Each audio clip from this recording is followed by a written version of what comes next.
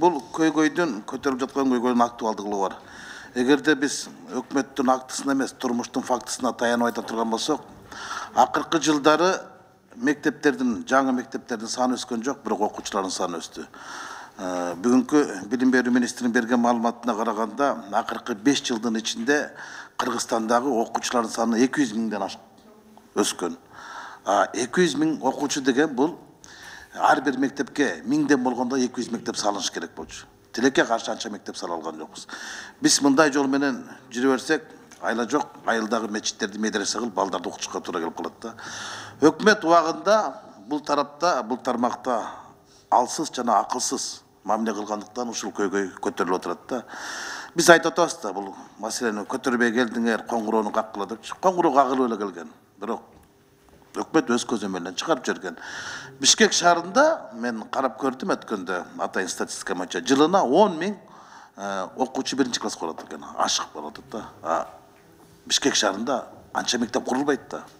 Бүгүнкү күндө эң эле мисалы Кыргызстандагы жалпы окуучулардын саны 1 миллион 200 миң болсо, мектептер 200 миңдин тегерегинде болсо, 2 миңдин тегерегинде болсо, анда ар бир мектепке 500ден 600 окуучуга туура келип атат да. Бирок чындыгында Бишкектин ар бир мектебинде 2 миң 3 миңден окуучулар окуйт, айыл жеринде 300-400дөн. 446 мектеп бир сменде деп атпайбы. Бишкекте, анан Бишкектин тегерегинде жайгашкан мектептерде 3 эмес 4 смена менен окуп атат. 4 смена менен окуп атат. Биринчи класстар саат 11-де окуп, саат 1-де чыгып кетип атат. Алар тамактануу учурунда окуп атат. Алардын сапаты кандай болуп атат? Анан 40-50ден балдар окуп атат. Парталар жетишпейт, 3тен боло турат. Жазганга дагы ылайыксыз. Бул көйгөй бар. Анан өткөндө Гүлмира Кариевна сиз президент менен болгон жолугушууда президент жанагы коррупциялык күрөштөн түшкөн каражаттарына Бишкектерде кошумча имараттарды курабыз деди. Бишкек шаары бүгүн 16 жаңы мектепке муктаж. Бул эң бир жагы дегенде. Ошентип разгрузка болбаса, күндөн күнгө көбөйүп отуруп катастрофа калат. Кошумча имараттарды куруш керек. Гострой мына ушул мүмкүнчүлүгү бар, шарты бар мектептерди азыртан иштеп чыгып даярдашыңыздар керек. Бишкектин ичинде мектептерди курууга. Анан мен эми экинчи гана айтып кетейин да. Билимдин сапаты эмес, мына Кубанычбек Мырзабек жакшы сөз айтып кетти. Бишкекте мектептердин 90% орус жана аралаш тилинде окутулат. Кыргызча мектептер 10%. Бала бакчаларда ошондой. Мен бул менен эмнени айткым келет? Бишкекте билим берүү башкармалыгы бар. Ал кишиге Гүлмира Кариевна алы жетпейт. Ал деген мэрге баш ийет. Бишкектин мектептердин директорлорун баарын ошол киши дайындайт. Ошол киши алат. Мындайча айтканда, жумушту ал берет, сунушту министр берет. Эгер аны кетирем десем. Ошол киши боюнча маселени мен 2 жыл мурун көтөргөм, социалдык маселе боюнча. Сауле Мейрманова кыргыз тилин сүйдө албайт. Мен ушул жерде айтканда сиз кыргыз тили, мамлекеттик тилди билесиз, мен билбейм дейт. Элестеткиле, Бакуда билим берүү башкармасынын башчысы кылып, азер тилин билбеген армянды отургузуп койсо. 6 саатта Арменияга жеткизип коймок, чегарасын түзүп коймок. Же болбосо Ереванда Азербайжан улутундагы адамды отургузуп коюп иштетип койсо, эмне болмок? Бул боюнча маселени көтөрүлгөн жок. Анан кантип мамлекеттик тил боюнча маселени көтөрөбүз? 2 жыл мурун ушул жерде көтөргөм. Кыргыз тилинде 2 сөздү сүйдө албайт экен. Мен билбейм, урматтуу депутат дейт. Мамлекеттик тилди. Болуптур, мэр чала тилде сүйлөйт экен. Эми билим берүү башкармасынын башчысы бала тилде сүйлөш керек да. Ал мамлекеттик тилде сүйлөш керек да. Сиз бул маселени көтөрбөй келесиз. Ушул маселени айткым келет. Анан Новопавловка айылында Чыңгыз Айтматов атындагы чоң лицей бар. Сиздин орун басарыңыз Жапаркул Ташиев менен мен түшкөн арыздын негизинде текшерип барып келдик да. Мектепке кирдик, сабак өтүп атканда. Школдун директору чыкты алдыбыздан. Шымы тизесинен сайлылды экен. Тырмагын боелгонун көрдүк, узундугун көрдүк, кирпигинин узундугун көрдүк, калыңдыгын көрдүк. Башка эчтек көргөн жокпуз. Ошондой директор кантип үлгү боло алат мектепте. 400 менен эмес, 500 менен окуп атат. Мектепте 700 бала окуй турган мектепте 3000ден ашык окуйт экен. Анан ал жактагы турникетке деп акча чогултулган акча 1-класска ата-энелердин арызы укмуш. Жеринен барып текшергенде сиздин статкатчыңызды ал киши тааныбайт экен. Бул киши министрдин орун басары болот десем, первый раз вижу дейт. Бул кандай көрүнүш? Бул кандай көрүнүш? Ошол боюнча мен сиздин атыңызга кат жазгам.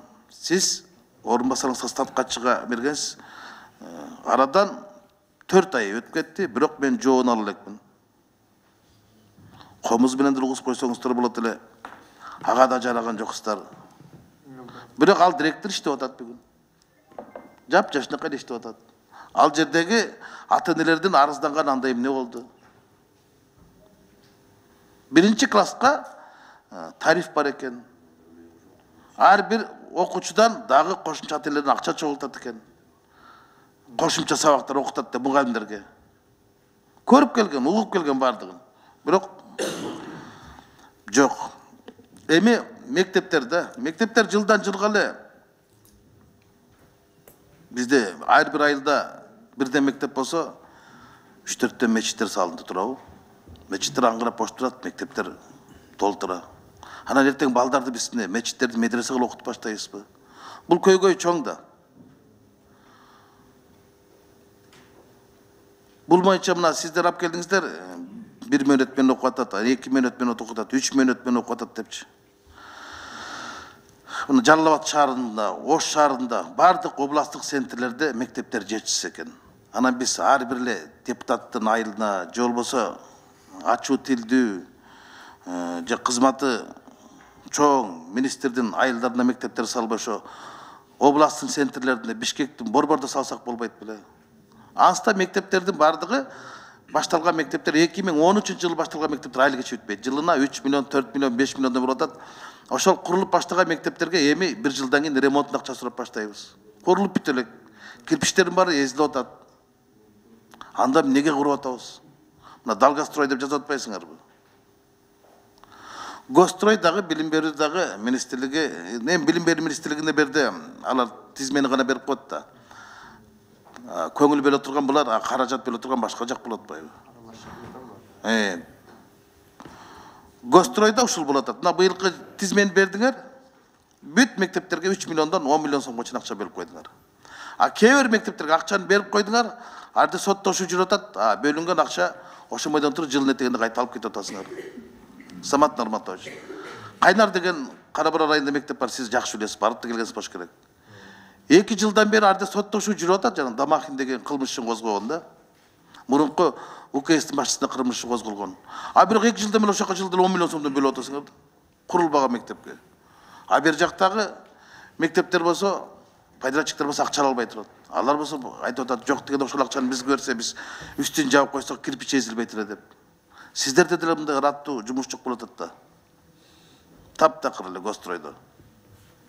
Бул өтө чоң көйгөйлүү маселе, ошондуктан бардыгыбыз көңүл берип ушул санына дагы, анан билимдин сапатына дагы көңүл бурушубуз керек да. Анан Кубанычбек мырза туура маселени көтөрүп атат. Мамлекеттик тил маселесин, кыргыз тили маселесин. Эми борбордо, Бишкек шаарынын борборунда калкынын канча бөлүгү кыргыз тилинде сүйлөйт экен билбейм, бирок мектеп менен бала бакчалар, Гүлмира Карима, сиз ал жерде иштеп кеткенсиз, жакшы билесиз да. 90% ашыгы бизде орус расмий тилде, анан аралаш тилде сүйлөшөт да. 10%га жетпеген гана кыргыз мектептер бар. Биз болсо берде какшайбыз, бирок билим берүү бөлүмүнүн башчысы кылык иш айбасанда андан ары кандай болот? Бул чоң маселе. Ушул маселени өкмөт башчыга дагы, өлкө